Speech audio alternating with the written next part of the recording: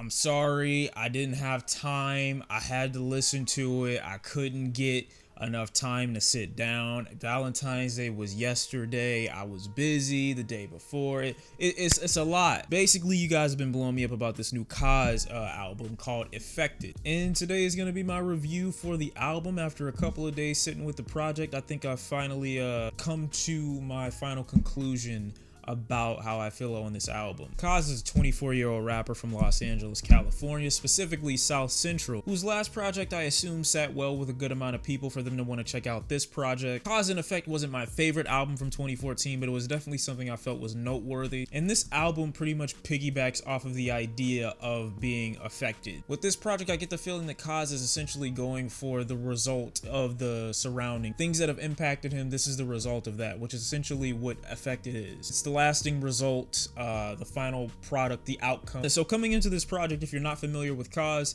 I think you'll be pleasantly surprised. His rapping is good. His flow is really consistent. Got a young, kind of energetic voice, but still deep enough to kind of keep you invested so you don't think you're listening to a teenager. Subject matter is very up to date, very consistent with what's being released right now. And the dude can rap. He can rap. I say that on this project, even though there are, of course, issues that I have with certain songs that I will get to in a moment, I feel as though he's so hungry and persistent on this project, like he is on most of the songs that he's either featured on or the ones that he's made in the past. He shows that this is really something that he wants, something that he's dedicated to, and I appreciate that. Question starts out very admirable and somewhat informative, although I'm a little bit confused at the intention of the track because he says that it's questions, but I don't really think there's any questions being asked. He appears as though he's got the answers to a lot of the conflicts that he's speaking in regards to on this track. And on some lines, the tone of appreciating him for being a bit of an underdog are sapped because from his words, he thinks he can save the rap game. Moving into Hustla's story though, we get this soul, jazzy, rap, boom bap beat, and I like the distinction that's made on the track very, very early on. This ain't my story that I'm singing, instead the likely tale of your father, your uncle, your brother, your mother. He spits some powerful lines in this track especially. In the end, it was all for bread, use the heat just to make it rise. I like the Kendrick Lamar feature on here, and I really love how Kendrick Lamar has been featured on albums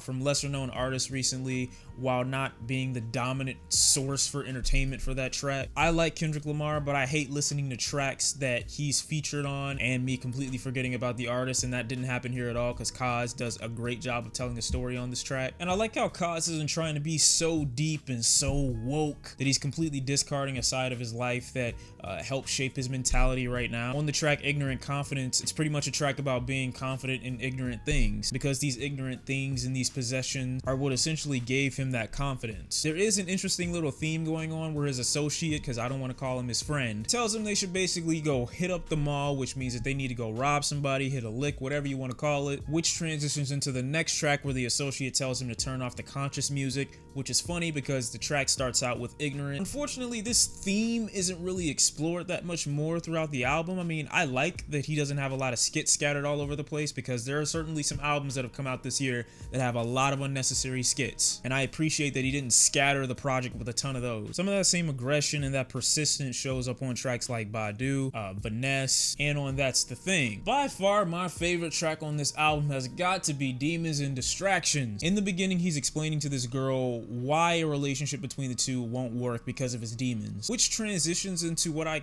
guess you could describe as a hook that I think you need to just sit with a little bit more for it to actually grow on you. It's a little abrasive at first with what seems to be overproduction, but it ends up settling nicely in my opinion. The track transitions into the second beat where the associate is just talking way too much to the point where he's annoying me. This ends up triggering the second part of the song, Distractions. He's low-key calling his associate a bitch right now, telling him how he bumps slow jams in his whip, he don't care what the other guy wants to listen to, how he really can't hear him anyway because the weed is too loud, telling this guy that he's in the car with, this is the only time I have peace, don't disturb me right now, you're talking a lot but you're not saying anything. The hook, not very melodic, but it being so straightforward and to the point and so direct, it makes it really enjoyable. Hands high and I won't land.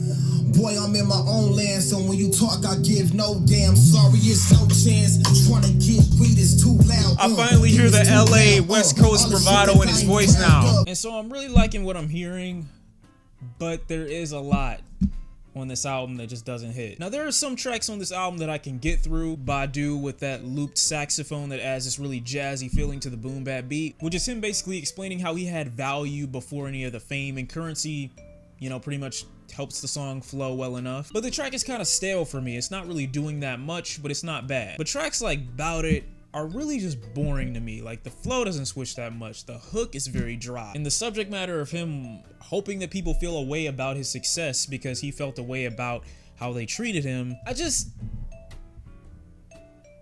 And even on my favorite track, the worst part of Demons and Distractions to me is the end where it transitions pretty much into Freaky 45, which in my opinion is the most awkward song on this entire project. Never have I not tried to empathize with a guy who's in his 20s, making it seem like it's difficult to find a girl in her 20s that only just wants to have sex. Like, that's just, I don't know where you live, but like, they're giving it up out here. Why you need to go 20 years into the future and make it seem like the 45-year-old women have this thing that no other female any other age has is weird to me. But I get the idea of fetishizing older women. They tend to have less drama, they tend to be more confident, have their own, they don't really sweat the small stuff. I get where he's coming from. But as opposed to being with the 45-year-old woman, he spends the track fetishizing what it would be like to be with the 45-year-old woman. I just think it would come across better and less awkward if he just wrote himself being with this woman, as opposed to telling the audience what it would be like to be with her. It's like I'm watching him talk about himself in first person while also talking about himself in third person, and having to force the 45 in there so bad that you need to say, I need a chick 1 below 4'6".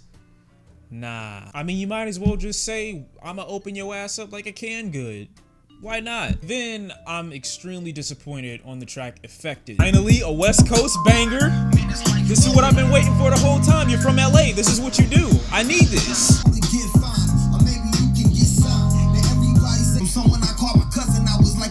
Okay. Back when I was on my Pokemon card shit, I finally got this holographic Charizard. It cost me.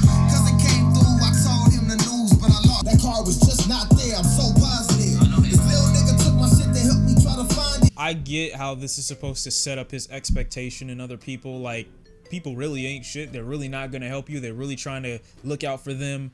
But your example of the beginning stages of this being a Pokemon card that your cousin took when you were 8 years old. I mean, if this is what triggered your thought process,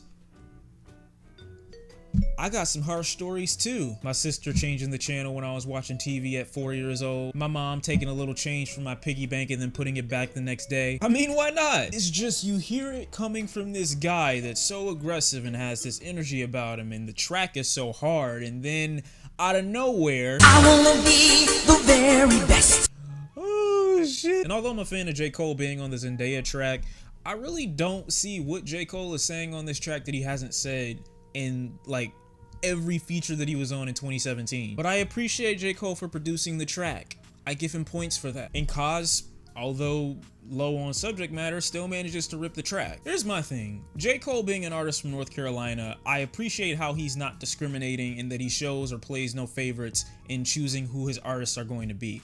I mean, he's got artists from New York, from Chicago, from Atlanta. I mean, he's not really discriminating, and I like that, you know, grabbing Cozz from LA. But I feel one of the things that's holding Dreamville back from being as popular as, let's say, a TDE, Absol being the best lyricist, Kendrick being the best storyteller, Sir and SZA being the vocal foundation for TDE, Isaiah Rashad with the soulful blues rap, each telling their own story in a very unique way. But I feel like too much of what used to popularize J. Cole also shows up in his artist's music. Not insulting Cozz, because as I said, he's a good rapper, but it's no different conceptually than what Boz put out, what J.I.D put out, even what Cole put out. Albums about themselves with strong points of reference but no real depth. Although I like a lot of what he has to say, I just think he comes off as one of your homeboys. Like, he just comes off like a lot of Dreamville artists, like one of your homeboys or one of your brothers. Relatable? Yes. Interesting or creative? Not really. Cozz Effect. That's how I'm feeling on this project. I did enjoy it.